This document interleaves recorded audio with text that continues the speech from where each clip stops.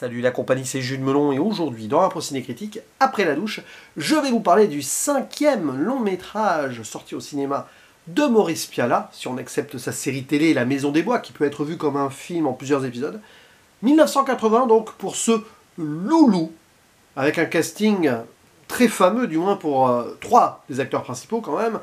Les acteurs principaux, surtout Isabelle Huppert, Gérard Depardieu, superbe duo, et Guy Marchand qui gravite autour. On peut citer aussi la présence de Humbert Balsan ou Jacqueline Dufresne, même que Patrick Poivet apparaît au très second plan. Si vous arrivez à le retrouver dans le film, vous êtes très fort. Et Loulou, donc, c'est un film social, chronique amoureuse, on va dire ça comme ça. Oui, social, j'insiste, je vais expliquer pourquoi. En racontant les aventures extra-conjugales de Nelly, qui est mariée à André, et qui va rencontrer Loulou, un gars un peu paumé au chômage, qui ne veut pas travailler, et qui vit avec ses potes, avec plusieurs personnes, dans un hôtel. On voit que justement, il vient d'un milieu assez pauvre, tandis que Nelly, elle, c'est un peu bourgeoisie et compagnie avec son mari André. Et justement, elle en a ras-le-bol, peut-être, de ce mec déjà, qui est très toxique. André a tous les atours du pervers narcissique, jaloux et tout, mais il va être obligé de la laisser aller dans les bras de Loulou, avec qui elle va vivre une aventure sans lendemain sur le papier, hein, d'amour et d'eau fraîche, comme ça, profiter, jusqu'au moment où l'avenir doit se dessiner d'une certaine façon, quand même. Hein. La réalité s'installe dans un film qui est très réaliste, justement, et va se passer des choses que je ne vais pas forcément développer en détail, du moins voilà, consciemment, parce qu'après, je vais me laisser aller à la réflexion le temps de cette impro. Et franchement, c'est du pur Pialat. Vous m'avez peut-être déjà vu sur la chaîne parler de ses autres films, je les ai tous évoqués jusqu'ici. Alors, la série La Maison des Bois, je ne sais pas si j'en ai déjà parlé au moment où cette vidéo est publiée, mais c'est prévu. Donc peut-être avant, peut-être après. Surprise au cas où. Franchement, voilà, on a ce cinéma qui est très proche des gens, très humain, très dur aussi hein, sur certains points. Réaliste, oui, mais c'est de la fiction, c'est très important de le préciser. On n'est pas vraiment dans du naturalisme, d'ailleurs, Isabelle Huppert le précisait dans une interview qui est disponible sur YouTube, parce que, oui, Pialat joue sur le montage, sur certaines ellipses, et on voit qu'il y a une écriture de base derrière, d'ailleurs, qui a posé un petit peu les jalons de l'histoire lui-même, et sa compagne, alors je ne sais pas si elle était encore avec lui à l'époque, du moins, il a eu une relation avec elle, Arlette Langman, qui avait déjà écrit le scénario de L'Enfance nue. Et je dis ça parce que c'est très important. Apparemment, Madame Langman s'inspire de la relation qu'elle a eue avec Pialat pour l'histoire de ce film. Ça en dit long. Et comme souvent d'ailleurs chez Pialat, c'est pratiquement tout le temps, du moins des films que j'ai vus jusqu'ici, hein, inspiré de ce qu'il a vécu. Bon, La Maison des Bois, c'est un peu différent. Mais sinon, sur ces longs métrages cinéma, jusqu'à Loulou, il y a quelque chose donc de ce qu'il a pu vivre dans son existence.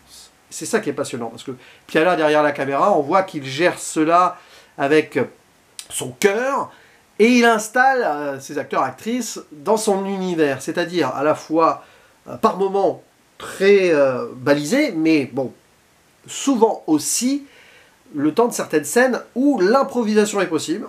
Et c'est magique ça, parce qu'avec un acteur comme Depardieu, qui n'a jamais été meilleur que quand il pouvait faire ce qu'il voulait. Bon, il a eu aussi des très très très bons rôles quand c'était hyper écrit, comme Cyrano de Bergerac, hein, ou 1492 par exemple. Mais il a cette faculté, Depardieu, et ça se voit beaucoup dans ses derniers films, plus ou moins bons, mais où il joue du Depardieu, quoi, d'aller avec ce qu'il a au fond de lui. Et c'est vrai que ce film le lui permet, avec un personnage assez écorché vif, mais qui ne le laisse pas trop transparaître au final, c'est ça qui est fort. Et Isabelle Huppert aussi, et elle se régale d'ailleurs, Isabelle Huppert. Les deux ont une alchimie remarquable, et quand ils sont ensemble, c'est du bonbon pour les yeux et les oreilles, et il y a même des scènes qui jouent sur des accidents de tournage, entre guillemets, parce que Pialat, il laissait la caméra, et puis à certains moments, il utilisait les choses imprévues, comme par exemple au début, quand il y a une scène dans ce lit, la première fois où ils sont vraiment ensemble en train de coucher, quoi. Eh bien, le lit se casse. Ça, c'était pas dans le script. Et il a laissé tourner, Pialat. Il a gardé cette scène. Je ne sais pas s'il tournait plusieurs prises. Je ne sais pas. Hein. J'ai pas vu le making-of et tout. Mais je suis persuadé que si c'est le cas, il a volontairement voulu avoir celle-ci parce qu'il y a ce moment. Peut-être pas la meilleure, mais de toute façon, ça passe super bien. Ça, c'est fort. Et puis bien sûr, il y a toute cette construction de triangle amoureux, qui n'est pas vraiment un triangle amoureux, histoire de base très simple, hein, voilà, un mari et une femme, la femme va voir ailleurs parce qu'elle en a ras-le-bol, elle veut sortir de ce carcan, et aussi de quitter en gros cet homme qui la maltraite, hein, c'est toxique à mort, quoi, et qui va tomber donc dans les bras d'un amant un peu rebelle, très différent de son mari. Il y a ça, mais il y a des moments où le film vraiment prend une tonalité bizarre, c'est réaliste, mais quand même, on peut se poser des questions, notamment quand André et Loulou se rencontrent, évidemment les deux vont se battre, tels des mecs, quoi, hein, pour Nelly. Scène assez violente et tout, ils ont dû s'amuser, mais peut-être se faire mal aussi, les acteurs. Hein. J'ai eu, à ce moment-là, une petite souffrance pour Guy Marchand, parce qu'en face de lui, il y a Depardieu quand même. Hein. Si c'est improvisé, moi, je me méfierais de me battre avec Depardieu, hein, parce que vous avez vu le gabarit.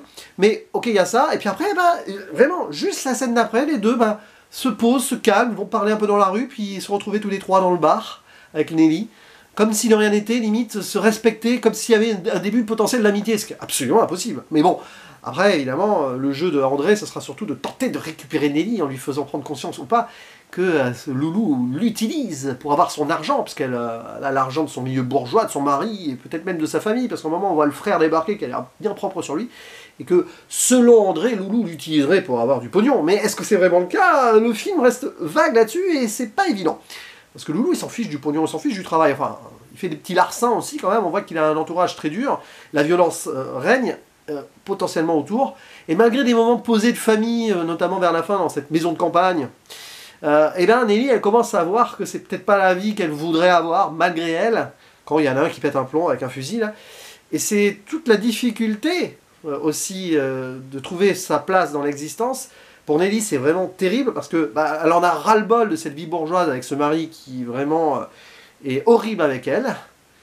Mais même ce moment de bonheur, etc., avec Loulou, elle sent que ça ne peut être qu'éphémère, parce que bah, comment imaginer un avenir dans ce contexte-là? C'est tout le drame social qui se joue dans ce Loulou, qui est donc un film social, je le disais en intro, hein, c'est peut-être pas le plus évident qu'on pourrait imaginer comme classification quand on voit ce film, mais si, parce que vous avez à côté donc, le milieu un peu social, pauvre, marginal, et de l'autre la bourgeoisie, il y a ce choc qui se fait. Et même si on a envie d'y croire, Nelly, la première, c'est pas évident. Mais la finalité est passionnante, parce que, sans en dire plus sur la conclusion, il y a une forme de boucle, comme un potentiel nouveau départ, malgré tout. Et c'est ça qui est beau, en fait. Qu'est-ce que Loulou, le film, veut raconter? C'est la possibilité de rencontres comme cela, de changer d'univers, d'espérer faire des parenthèses dans une vie...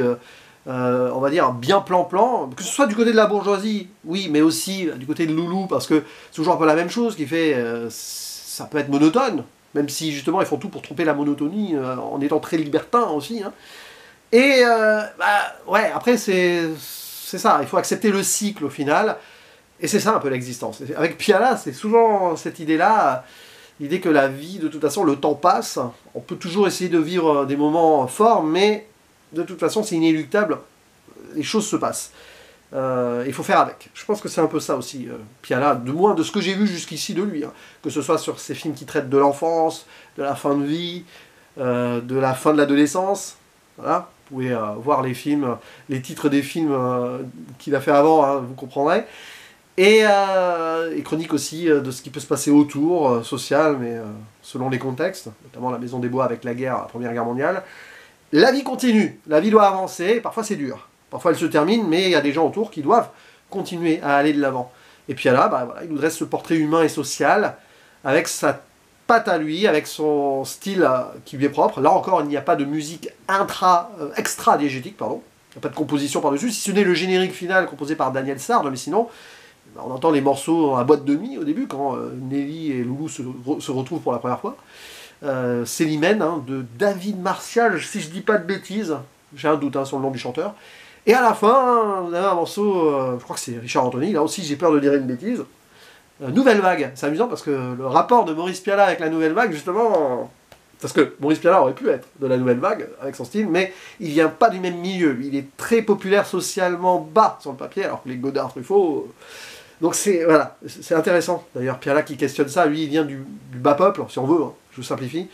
Et il est amené à vivre une vie de bourgeoisie après le succès de ses premiers films. Donc là, il entrechoque les deux, et c'est assez fort. Voilà. Bref, Je vais arrêter ici de faire des digressions. C'est du Piala, c'est Loulou. Si vous aimez les films de Piala que vous avez vus jusqu'ici et que vous n'avez pas vu Loulou, vous allez l'aimer, c'est certain. Et puis Isabelle Huppert et Depardieu, au sommet de leur carrière à ce moment-là en plus, c'est vraiment très fort. Bref, à vous la parole. Votre avis sur Loulou, Guy Marchand aussi qui ne démérite pas, même s'il a un rôle assez violent. Bref, je vous attends au tournant, on en discute en commentaire et je vous dis à la prochaine. Ciao.